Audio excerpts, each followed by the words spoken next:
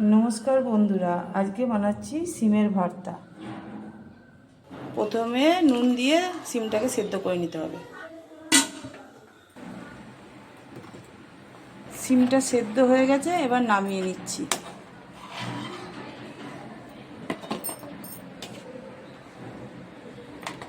এবার সেদ্ধ করা সিমটা মিক্সিতে পিষে নেব। এর মধ্যে দিচ্ছি কাঁচা লঙ্কা আর ধনেপাতা, দিচ্ছি কালো সর্ষে,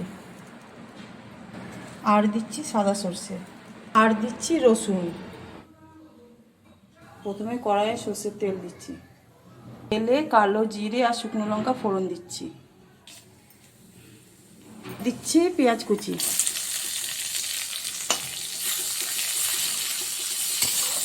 পেঁয়াজটা ভাজা হয়ে গেছে, এবার সিম বাটা দিয়ে দিচ্ছি। এবার দিচ্ছি স্বাদ মতো নুন। এবার দেবো অল্প চিনি। কড়াই থেকে এরকম ছেড়ে আসলে এবার নামিয়ে নেব। নামানোর পর এর উপরে কাঁচা সর্ষের তেল দিয়ে দিতে হবে।